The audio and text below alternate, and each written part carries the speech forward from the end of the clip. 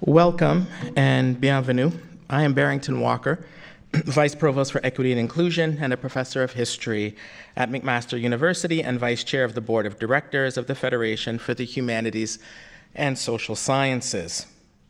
On behalf of the Federation for the Humanities and Social Sciences and McGill University, I'm delighted to welcome you to the final Big Thinking event at the 93rd Congress of the Humanities and Social Sciences, Sustaining Political Community. Today, Omayra Issa and Colette Brin will draw upon their work in journalism, civil engagement, and politics to discuss rising threats to democracy and what can be done to promote a more sustainable political community. They will be joined in discussion by moderator Francine Pelletier. Today's event will take place in English and French, as well as American Sign Language and Quebec Sign Language, or LSQ. We will be also providing simultaneous interpretation and closed captioning in English and French. Interpreters will appear on the screen, on stage, and on the Zoom screen for those of you joining virtually. For those joining us in person, to access simultaneous interpretation, scan the QR code posted on the doors you entered from in the room. For those of us joining virtually, you can click on the closed captioning button to enable captions. To use simultaneous interpretation, click on the interpretation button and select the language that you would like to listen to. Now I'm going to turn to a land acknowledgement. If you are joining us virtually, we recognize that the following land acknowledgement might not be for the territory that you are currently on. We ask that if this is the case, you take the responsibility to acknowledge the traditional territory you are on and the current treaty holders. We begin by acknowledging that McGill University, where we are gathered today, is on land which long served as a site of meeting and exchange amongst Indigenous peoples, including the Haudenosaunee and Anishinaabe peoples. We recognize and thank the diverse Indigenous peoples whose presence marks the territory on which we now gather. And now I have the pleasure of introducing the Big Thinking series. The Big Thinking series at Congress brings together scholars and public figures to address some of the most pressing questions of our time. For Congress 2024, the series amplifies the theme of sustaining shared futures with conversations that reflect on what remains collectively attainable and what must be done to bring forth solutions for today and sustain systems of tomorrow. On behalf of the Federation and McGill University, I would like to thank the series' leading sponsors, the Canada Foundation for Innovation and Universities Canada, and presenting partner SAGE. Thank you all so much for joining us today.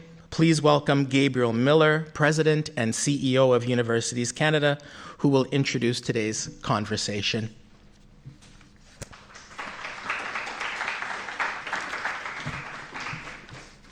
Thank you, merci beaucoup. Thank you, Barrington.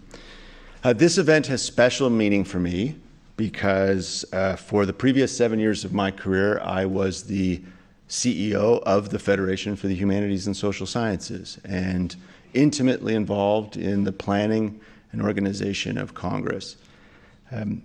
So it's wonderful not just to be here with you at Congress, but in the beautiful city of Montreal.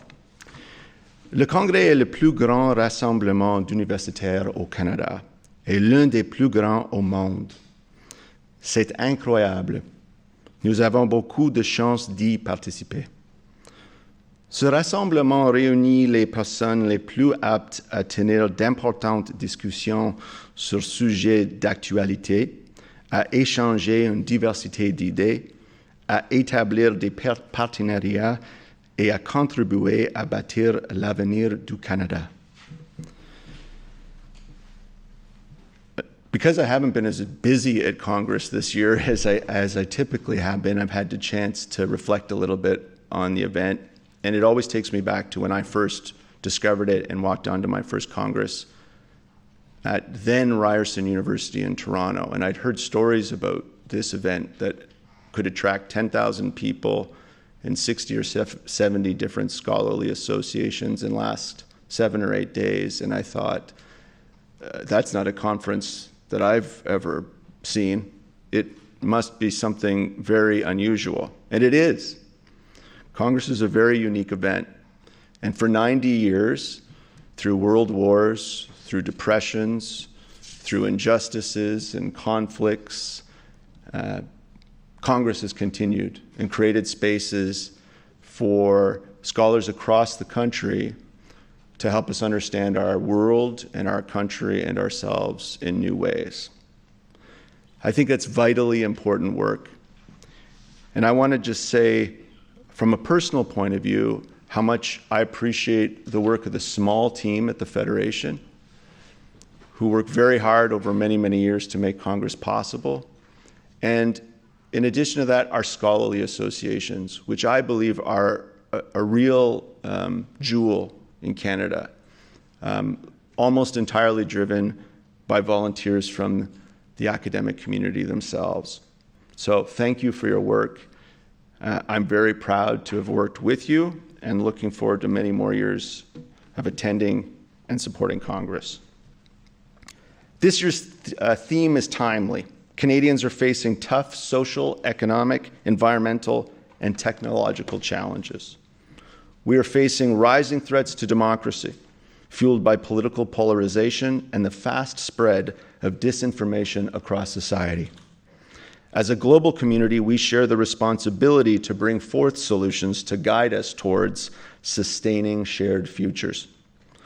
Lors de la prochaine causerie, un panel de spécialistes de communication publique et de la démocratie explorera les manières de relever ces défis et de favoriser une société juste et inclusive. First, I'd like to introduce Omayra Issa, a new friend of mine who I, along with others in Ottawa, was very, very happy to welcome her to that city in the past few months. She's an award-winning journalist for the Cable Public Affairs Channel, or CPAC, which connects Canadians to democracy. Omayra has extensive journalism experience, having worked at Radio-Canada, anchoring Le Téléjournal Saskatchewan, and later worked at CBC News as a correspondent on flagship shows The National and World at 6. She also co-created and co-produced an internationally recognized series called Black on the Prairies, and was named one of Canada's top 100 Black women to watch. Next, we have Colette Brin, professor in the Department of Information and Communication at Université Laval and director of the Centre d'études sur les médias. Throughout her nearly 30-year research career, she has studied a range of contemporary media issues, from newsroom convergence and declining journalistic staffing levels to online public information practices and misinformation. Her most recent book provides a collection of studies on AI, culture, and media. Finally, I'm very pleased to introduce award-winning documentary journalist and journalist in residence at Concordia University, Francine Pelletier, who will moderate this discussion.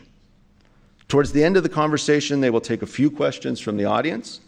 Our in-person audience can ask your question by raising your hand, and a microphone will be brought to you.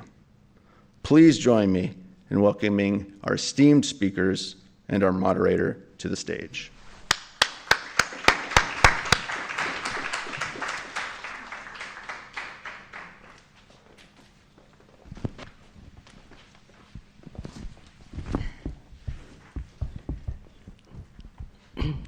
Je croyais qu'il avait dit 10 000.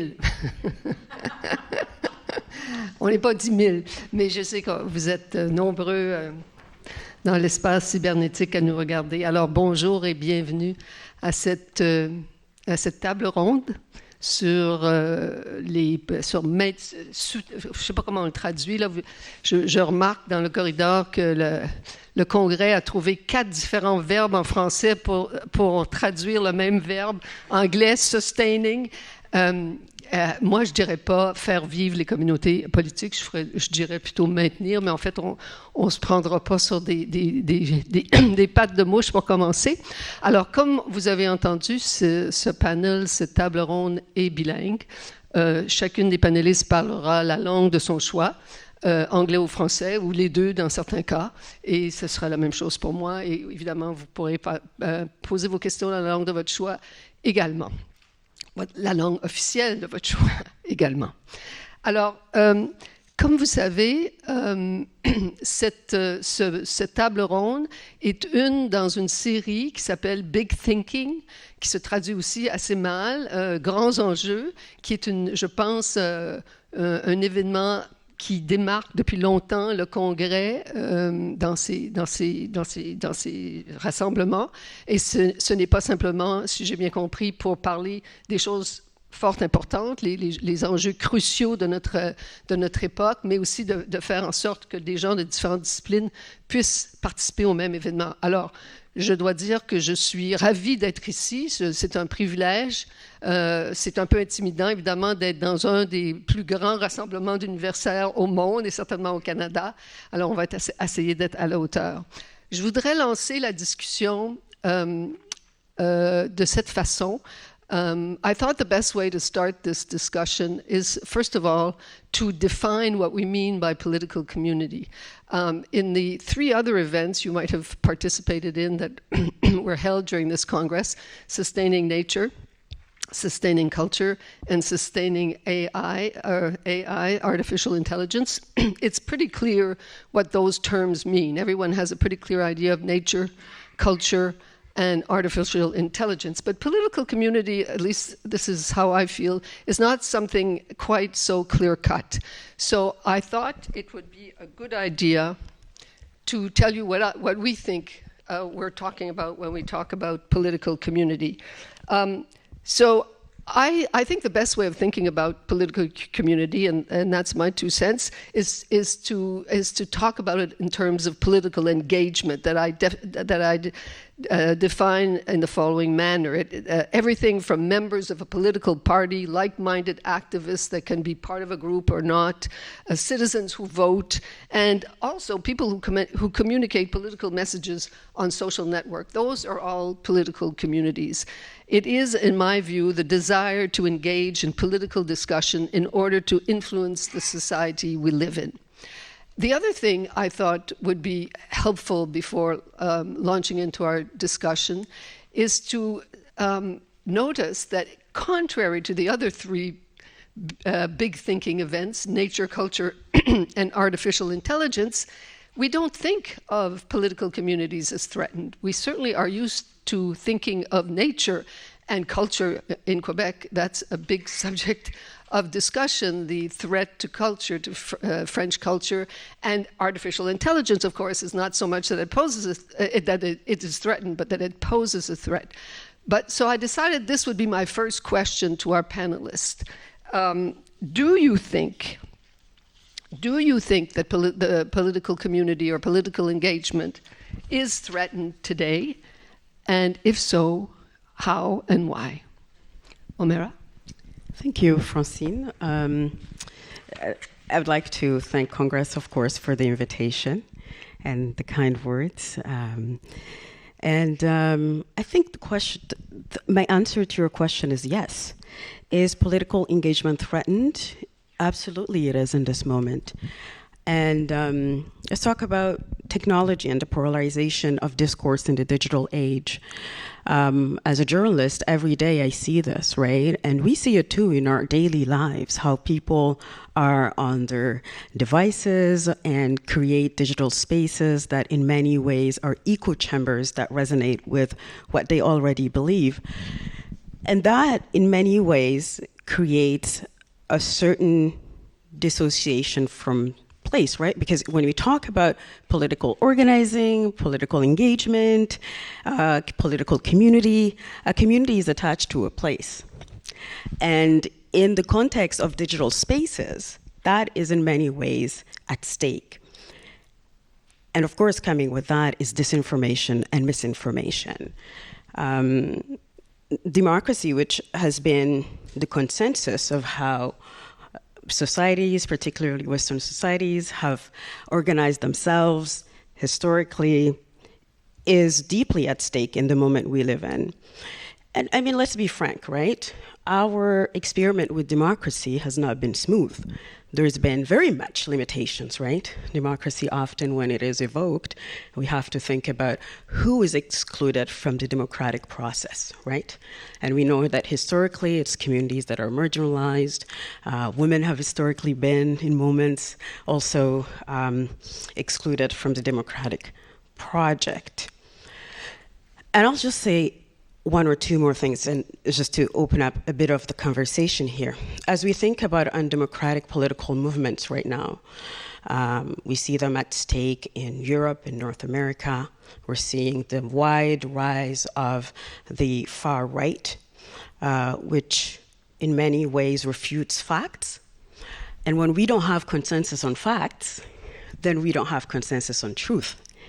And when we don't have consensus on truth, we don't have consensus on the world we live in. And when we don't have consensus in the world we live in, we certainly don't have consensus on political engagement.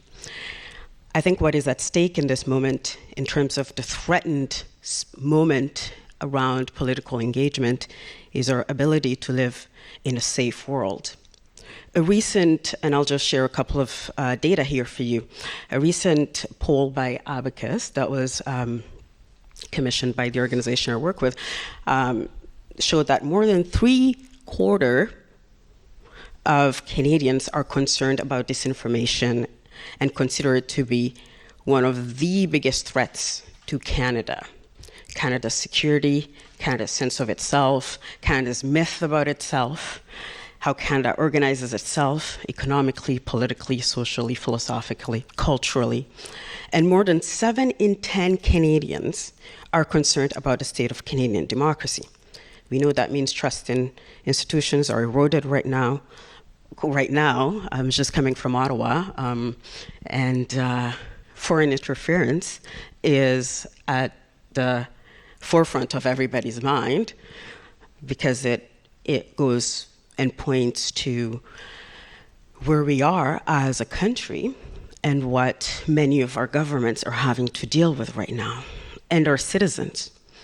And I'll just say one final thing about the far right. I was mentioning a bit earlier how it refutes facts, leads campaigns of disinformation, very, very solidly and deliberately suppresses speech, and in many ways through the digital platforms.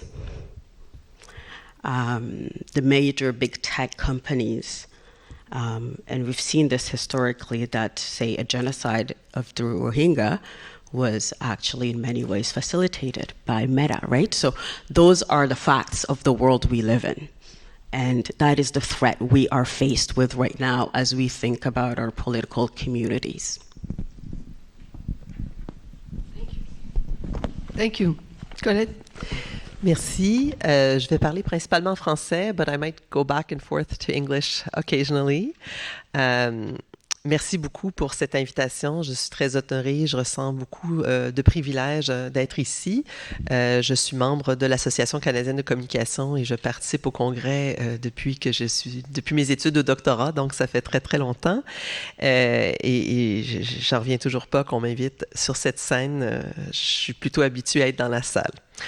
Alors, mais c'est une question qui me touche beaucoup, même si je ne travaille pas, je suis politologue, je travaille beaucoup en collaboration avec d'autres politologues qui sont encore dans l'association de sciences politiques, mais ma recherche porte surtout sur les médias et l'information, comme vous l'avez entendu, et fondamentalement, je considère l'information, le journalisme, comme une fonction vitale, hein, c'est presque banal de le dire, mais qui permet à la vie démocratique d'exister.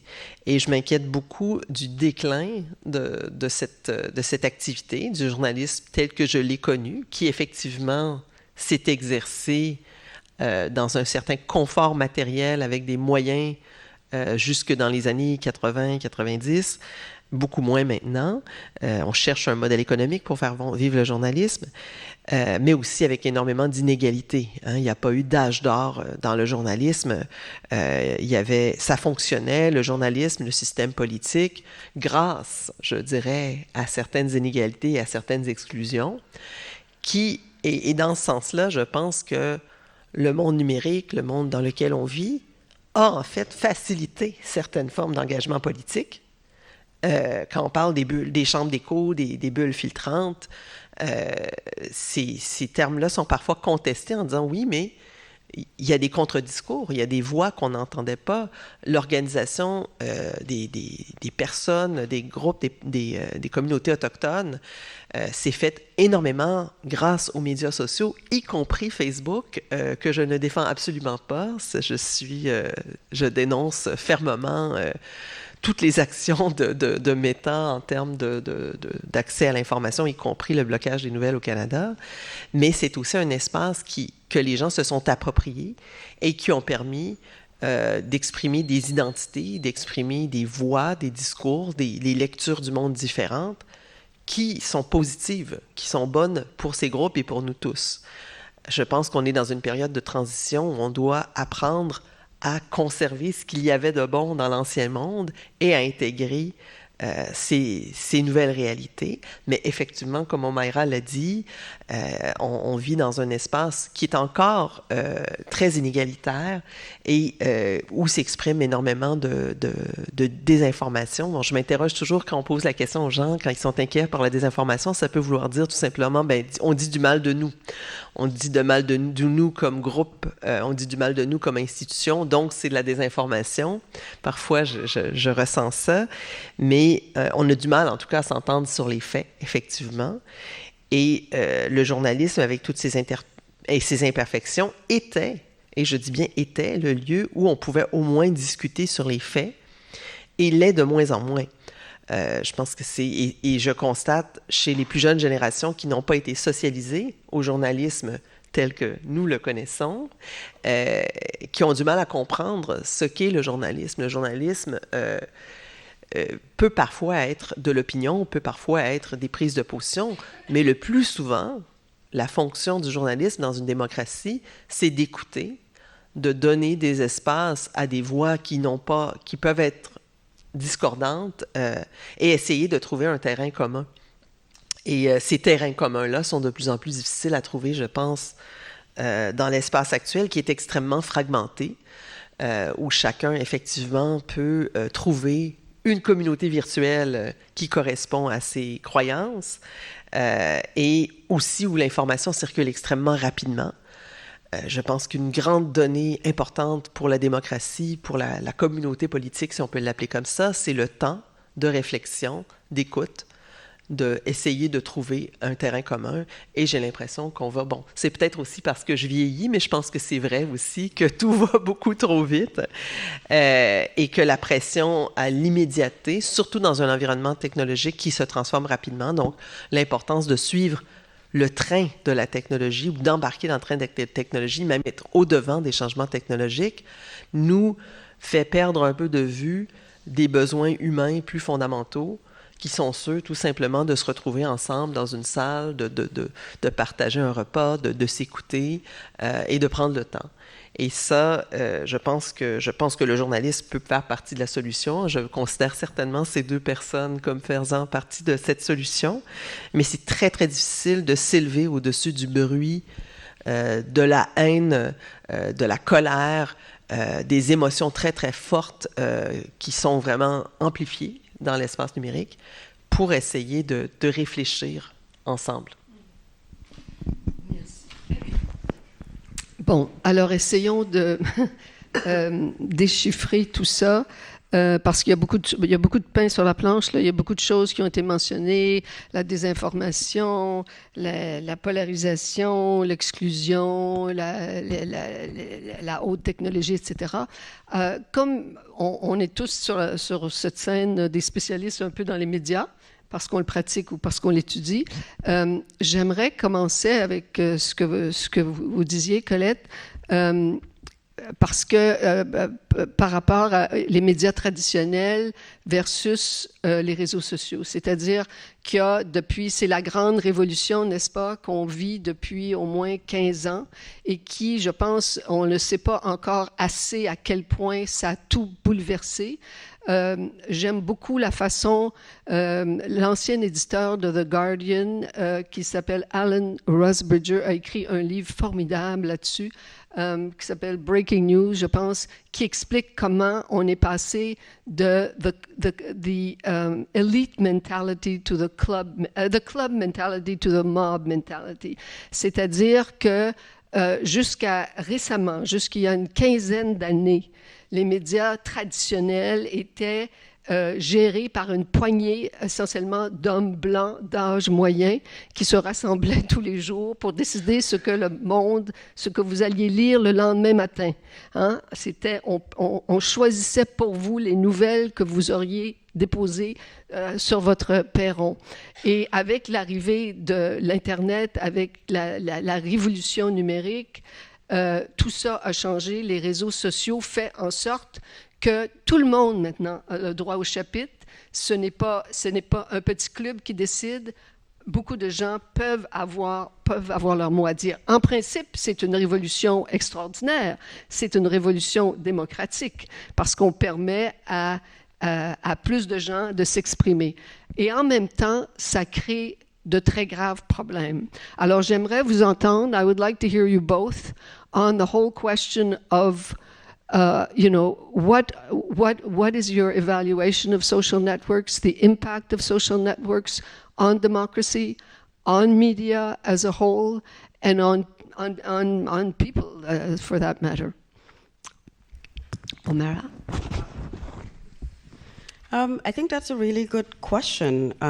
You were mentioning how social media has democratized, or at least has given us an impression of the democratization and access to political space, which is not the case.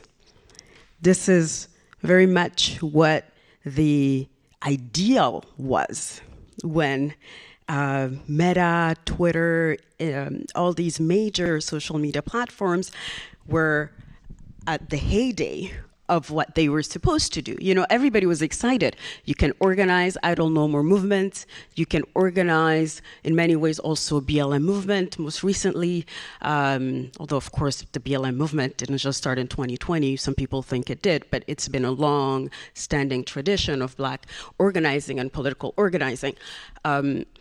So the idea that everybody can speak up, has the same level of access is in fact not true, right? So yes, anybody can go on Twitter, send a tweet. Anybody can go on Instagram, post something, right? But here's the difference. Not everybody has access to influence. Not everybody has access to power. And that's where the question lies, right? Is as we have this perception of democratization, of access, et cetera, we know that power is very much concentrated and is increasingly concentrated with certain demographics, which makes it particularly dangerous in this moment that we live in, right? Where in many ways, social media platforms are fueling a regression of speech. What I mean by that is we've seen the campaigns of harassment against journalists of color, women journalists. I very much can speak to this because I've been on the receiving end of this for years, right? We're talking about death threats, we're talking about rape threats, we're talking about people at the front line of reporting the news being very much silenced. So that's an important point to consider. Let me just jump in here. So are you saying that social networks, apart from giving the possibility to people to organize, because it has done that, it has given people the chance to organize and to send out messages that otherwise they couldn't have done, because they do not have the power to or the money to advertise in a big newspaper. You're saying that is essentially being used as a hate medium, can you? What I'm saying is it's not a binary thinking. What I'm saying is that it's not one or the other. What I'm saying is that it's a very complex media landscape that we live in, and that we need to actually take in the complexities and the fragmentation and the political risks we're engaged in right now as social media platforms are more and more powerful. And you mentioned this, Colette, when Meta shut down access to information in Canada on its platforms, it had a huge impact, and it continues to have an impact, right? So I'm saying, yes, people can organize on social media platforms, and they have historically, but it is also a space for political repression and silencing. And that's what we need to consider in this conversation. Complexify the conversation. Colette? And I would just add to that the social media space itself is becoming more and more complex. In the latest edition of the Digital News Report, which was published just on Monday, this is a shameless promo because our center does the Canadian study, we see that Facebook is actually losing, well, we know this already, that they're losing audiences. People are spending less time on it, using it, of course, less for news, obviously in Canada, but also in other countries, and they have been for a few years. And that means that people are moving to other spaces. They are using news sites and news apps more. That's great. But they're also going to other platforms, which were none of these platforms were designed for political debate and discourse or journalism. They were essentially designed for entertainment and to make money. And they still don't want to do that. And for, yes, connection, social connection, all of that. But what the companies want them to do and what people do with them are two different things. And now we have Instagram, which is becoming more and more a source for news, or people consider it to be a source for news, and TikTok, which is not at all a source for news, but where young people are going increasingly, so it becomes almost inevitable for news organizations, for anyone involved in the political debate, to want to be in that space, and even on gaming platforms like Steam or Twitch.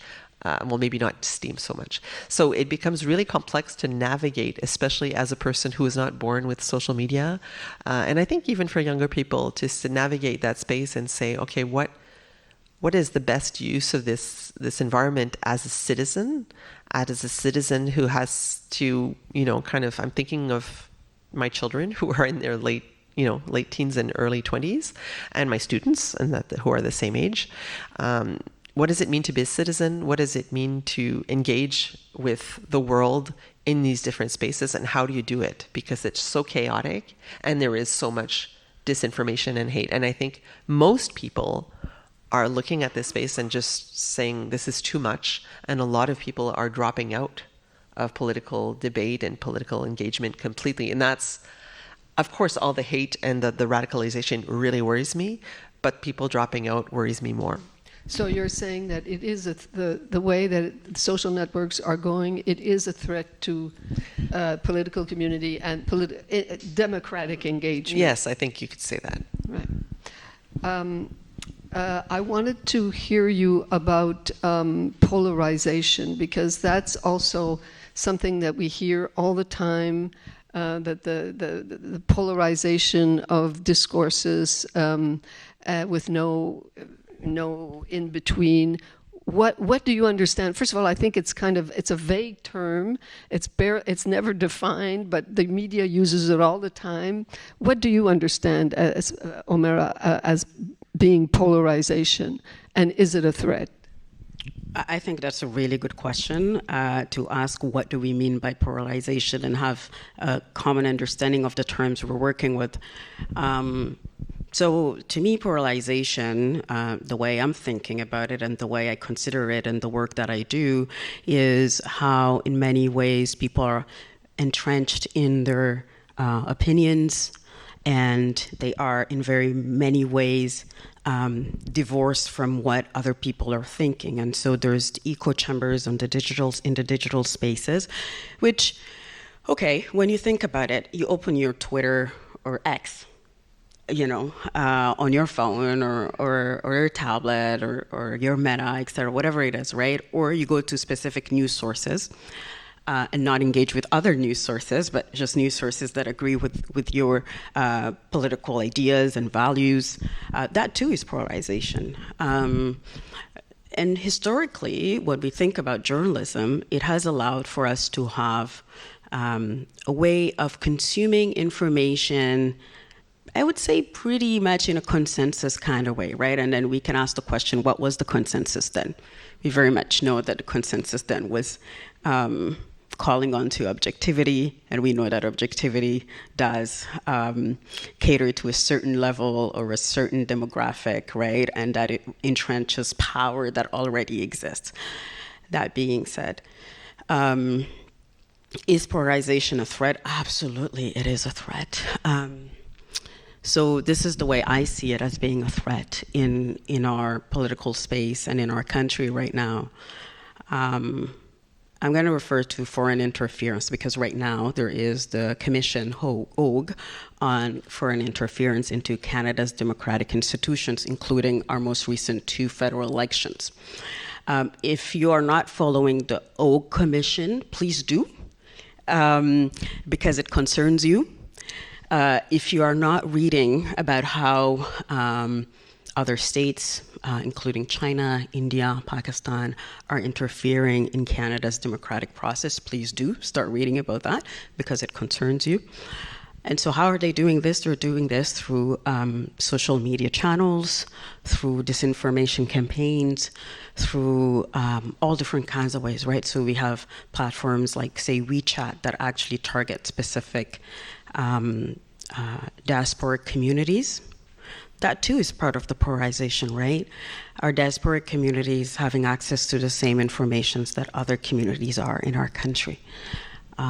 That's the question that I pose right now as I am day in and day out reading about the Commission, interviewing players in the Commission and in our political process.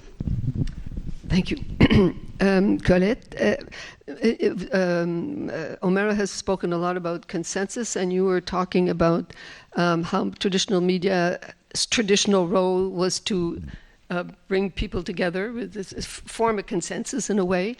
Do you see polarization as something that is fighting, is aimed at that, is destroying the basis of well, the basis tenets of journalism and media? Well, what we are seeing is a growing of mistrust towards media for many reasons, but one of them is people who are more politically to the right tend to be more distrustful of media, of journalists, of media organizations. And so those groups will break off, like there is nothing journalism can do that they will believe. And you see media organizations who are trying to reach out to them, who are doing interviews with figures that they might not have done interviews with like 10 or 15 years ago because they would be considered too radical, in order to reach out and also in order to reflect those realities that are in the world. I'm certainly never going to judge a journalist who's going to do an interview with someone who can see very far to the right in order to get a better sense of who those people are and what their views are and what's going on in the world. But I don't think they're ever going to come back. And that mistrust is, I think you used the term divorce, one of you. I think that divorce is consummated, and that's part of the so the media necessarily become considered, at least by those groups, as a left-wing entity, which they may have always been to a certain extent, at least left of center. But it's a problem. It's a problem because that's not media's role to just represent one specific part of the population. They're supposed to be, for everyone. Of course, there are certain media that maybe because of certain columnists or commentators or just a certain way of, or editorials, although editorials are not really read, but just the way they talk about the news may feel more like home to people more on the right. But I mean, we see, I don't want to target or identify a specific medium, but TVA, which is the most popular and the most certainly a very, wide-ranging audience politically, they were among the most targeted by the convoy movement and all of that kind of group. Their trucks were being set on fire. They were like really being targeted specifically because they were such a broad-ranging media organization, and they had to, go around without their logos on their trucks. So, I mean, if TVA is having these problems, I'm not sure what the hope is for the rest of, what we would call traditional mass media. But do we agree that polarization is simply, without using the terms left and right, because apparently they don't work anymore, we're in a much too complex world to put everything on the right or on the left. But certainly the United States is an example of extreme polarization, what they call culture war, and right and left enters into it, but essentially it's not believing the same things and being sure that you are right and that your principles are better than the other guy's principles. Perhaps, should we ask ourselves if perhaps we're at a point in humanity or in societies where we just can't build consensus anymore? That was a dream, the being everyone in the center, more or less, that it exists to a certain extent, Canada being a pretty good example of centrism, but still that we are going towards a world where more and more we will have conflicts of values and conflicts of cultural views, etc. Omayra. That's a really good question. So, conflicts of values have always existed, right?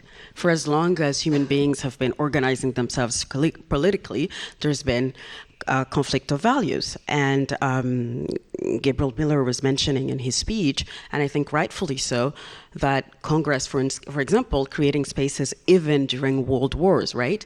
So conflict of values have always existed, and we know what they lead to, right? We've seen the 20th century.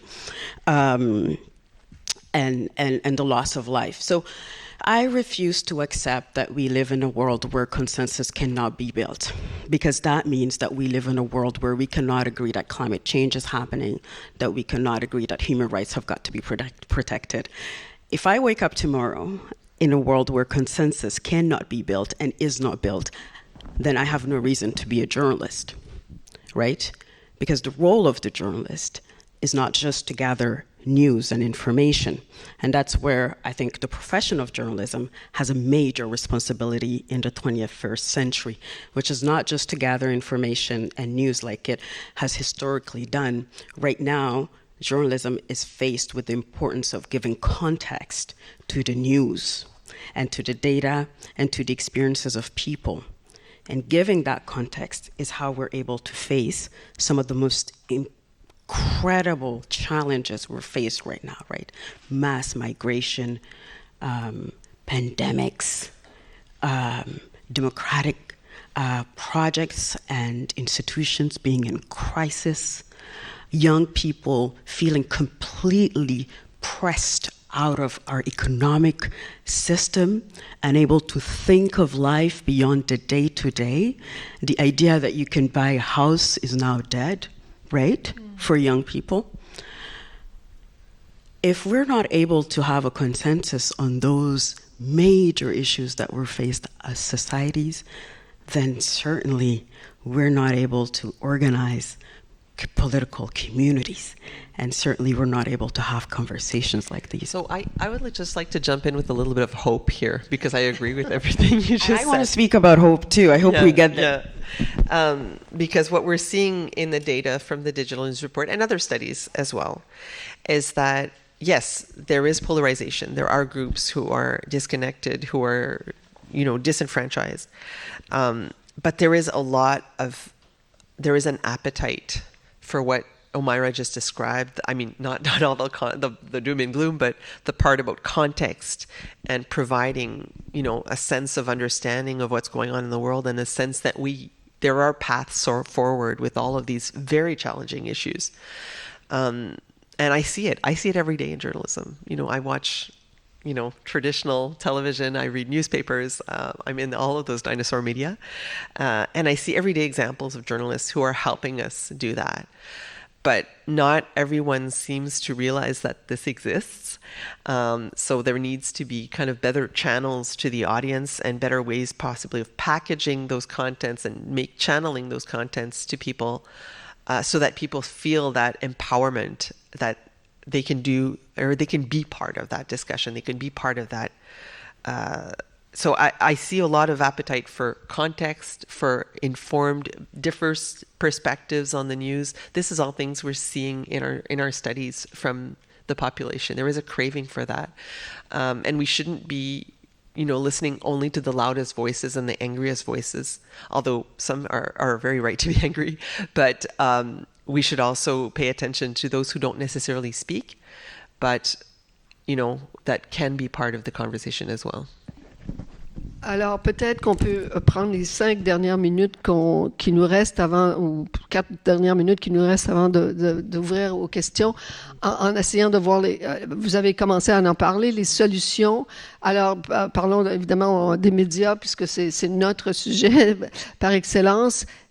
Comment fait-on que doivent faire les médias dans le contexte, Omayra, que tu décris si bien, où il y a tellement d'énormes problèmes, où les gens ne regardent pas dans la même direction nécessairement? Comment fait-on les journalistes, les médias, pour bâtir ce sentiment de rassemblement et de consensus?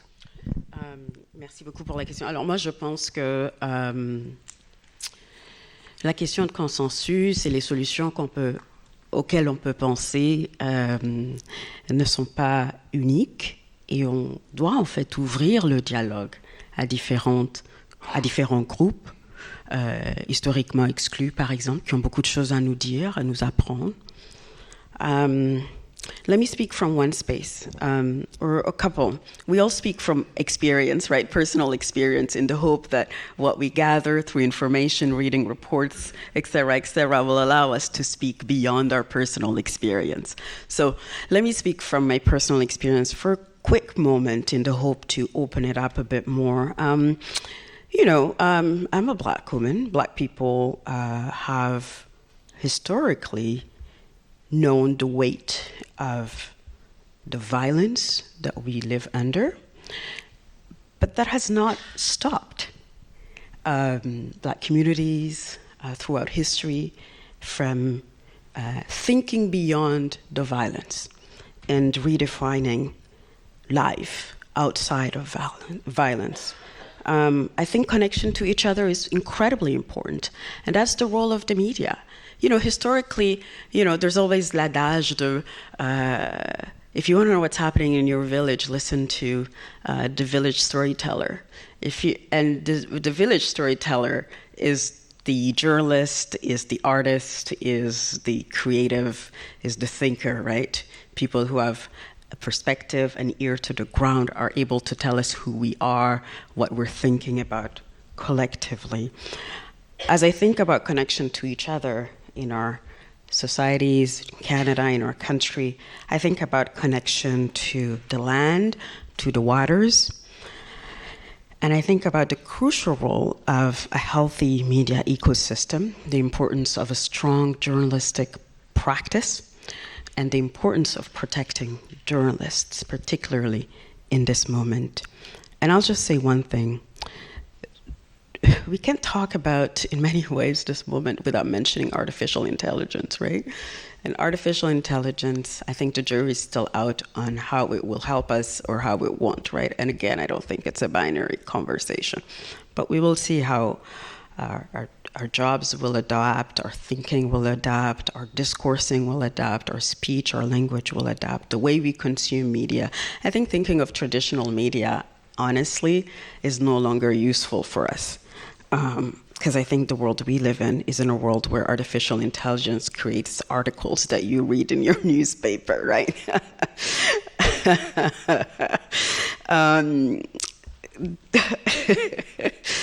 And I laugh because it is terribly terrifying when machine generates information. So again, where's the hope? I think the hope is alongside the doom, right? The idea that, if we think too much about the doom, it's hard, we get, paralysé. I think in my thinking and in my engagement with people across the country over the last 10, 15 years, I've come to understand that Canadians have found ways, in many ways, to connect with each other, to build movements, to protect the water, for example, in Saskatchewan. There's beautiful instances of political engagement and organizing that goes beyond the digital space. Colette, je pense que je vais préciser ma question pour toi. En fait, on est tous d'accord qu'il faut a strong journalistic community et tout ça.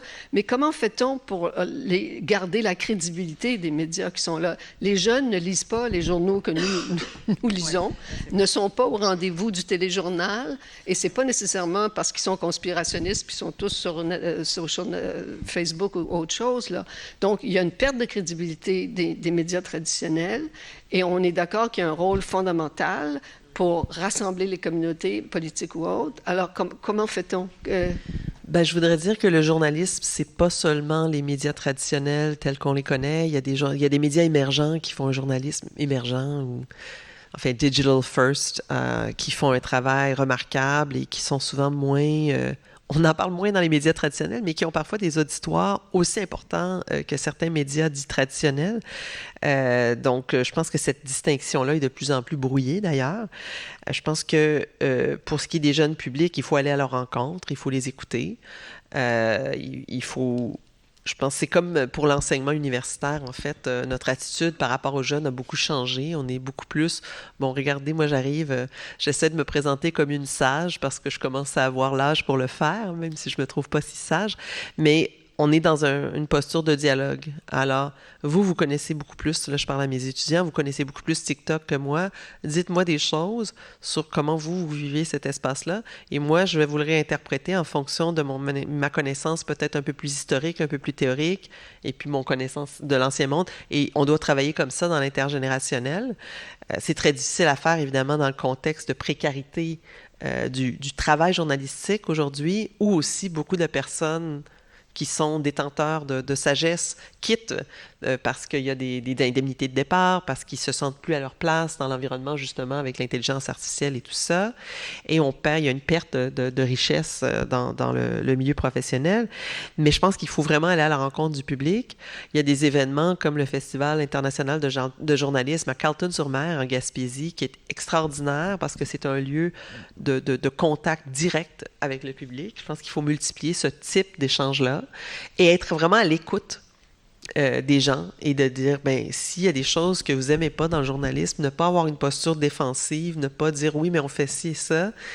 OK, on peut peut-être faire certaines choses différemment. Moi, je vois beaucoup d'efforts, là, d'innovation, beaucoup de tentatives de rapprochement comme ça. Je pense que c'est très difficile à cause du contexte financier des médias de le faire, mais je suis pas entièrement pessimiste non plus. Je pense qu'on est dans une période de renouvellement de l'écosystème et que le temps, il arrange pas toujours bien les choses, mais ça va pas se régler en 2 semaines, ça va pas se régler en 1 an, ça va prendre un certain temps pour atteindre une certaine stabilité. Et dans tout ce qu'Omayra décrivait, il y a un mot qui ressort, c'est la résilience, la capacité pour les gens les plus éprouvés, qui vivent les réalités les plus difficiles, qui ont vécu des conflits, qui ont vécu l'oppression, la violence, de se reconstruire, de se réinventer, de se relever. Et ça, je pense qu'on doit tous s'inspirer de ça, on doit tous se tourner vers ça. On est une société qui a quand même une très grande capacité de résilience, même si le Canada comme pays, ben enfin, il y a les peuples autochtones qui, bien sûr, sont un modèle pour nous tous, mais il y a quand même des indicateurs de résilience qui sont favorables, et je pense qu'on doit bâtir là-dessus. Donc, oui, il y a de l'espoir. Merci. On that note, we have a good 5 minutes left for your questions, be they online or in the room.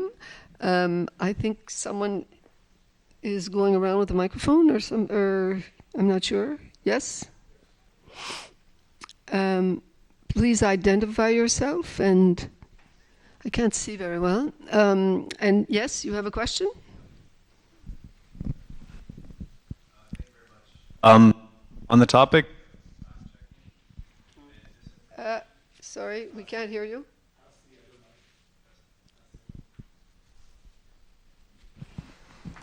Is that better? Yeah.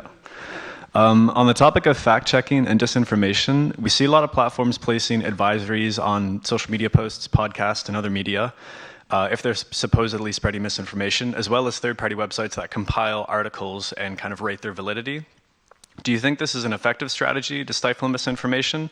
And how do you think we can prevent disinformation on platforms where the user consumes content at much higher speeds, like TikTok, Instagram Reels, and YouTube Shorts? Speed is our enemy. Speed is not our friend.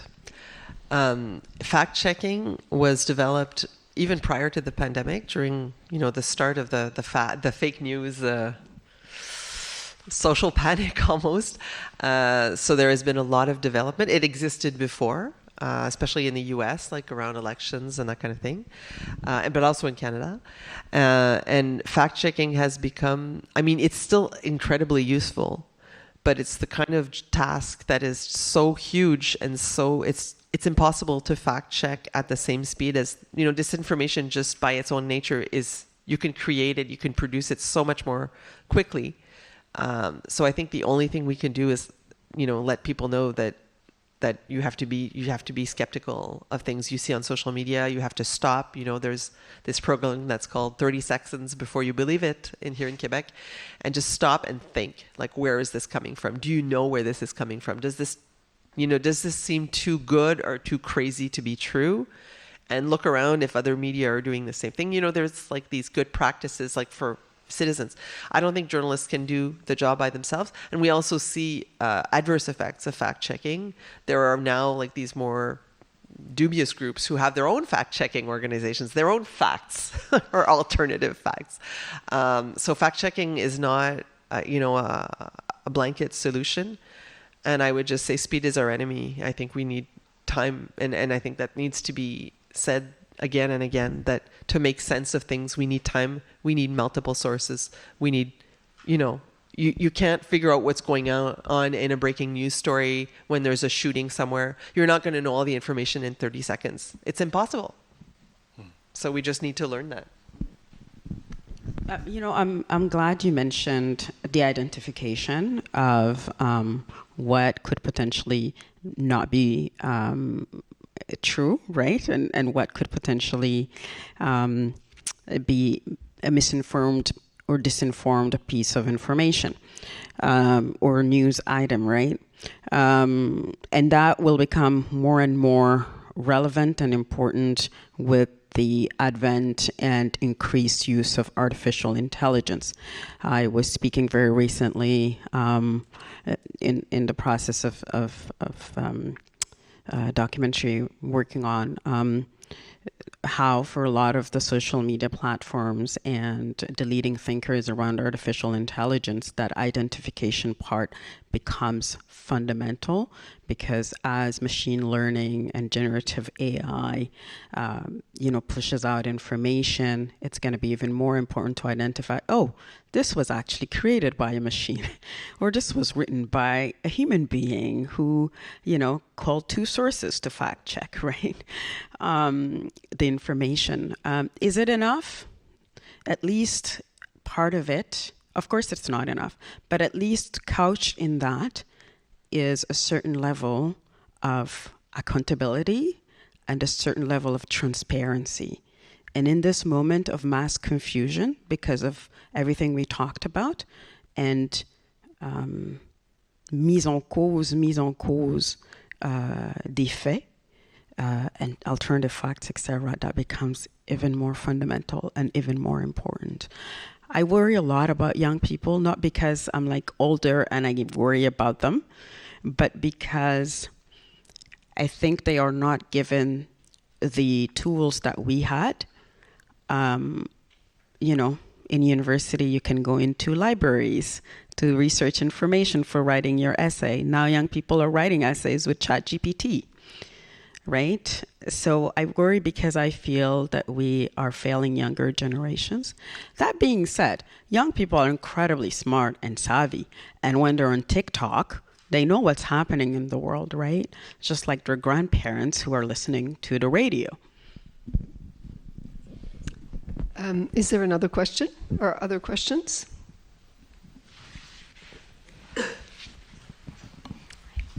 Well, thank you all so much for coming to speak today. It was very informative. My name is Elizabeth. My question was a two-part question.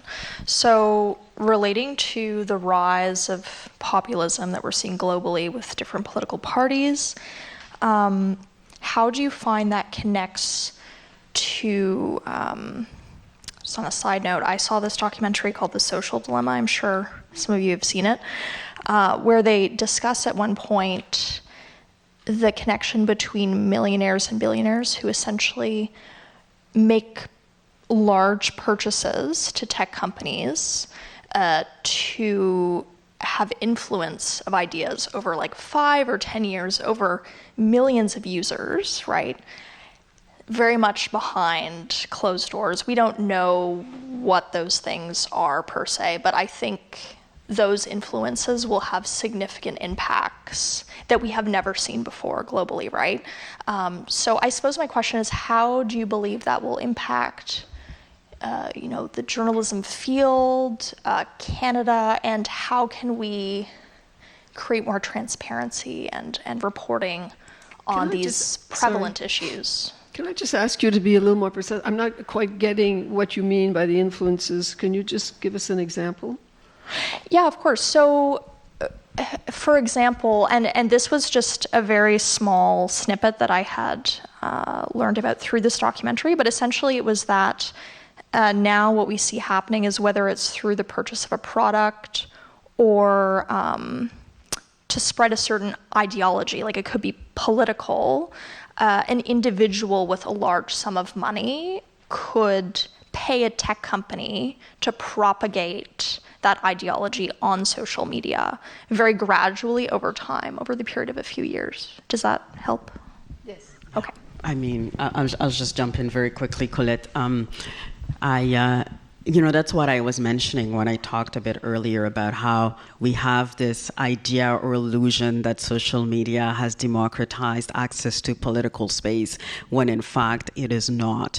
More and more people have concentrated power alongside capital, influence in the digital space. And that's what we're against, right? Major corporations, billionaires, et cetera, et cetera.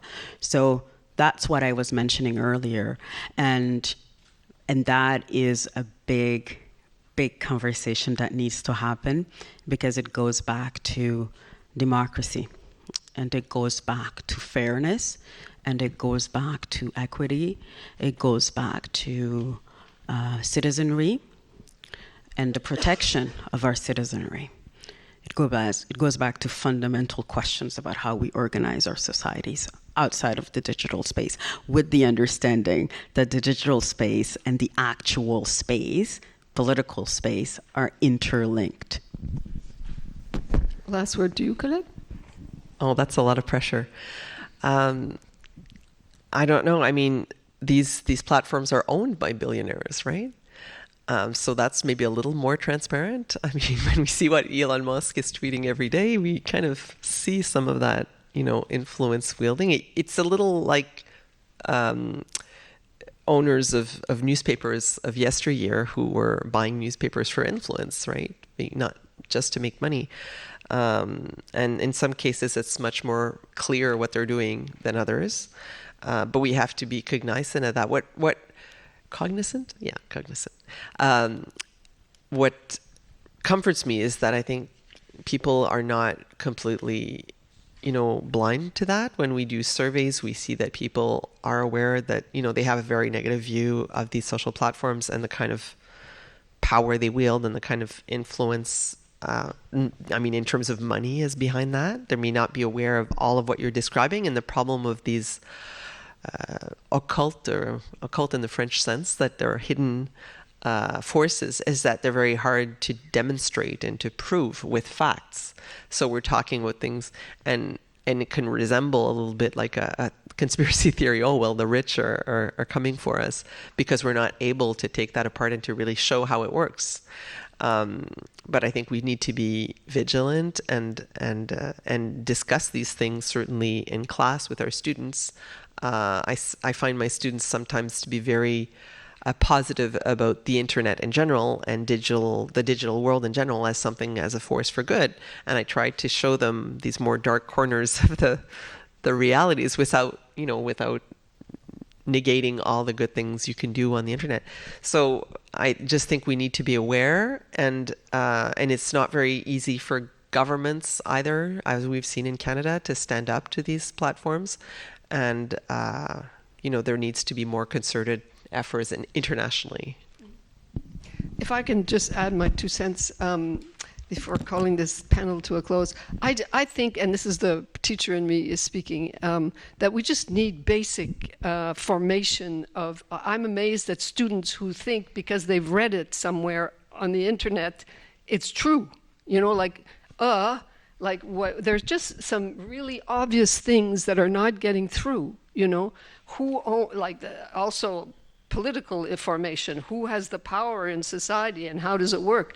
But just in terms of journalism and media, how media works, and there's a reason why journalism do fact checking, because generally you can get it wrong. It's not because it's printed that it's right. And I'm amazed that journalism students themselves are that naive sometimes, and just because they've seen it somewhere, they think it's an undisputed fact. On that note, I thank you very much for your attendance and for your attention, and merci pour tout.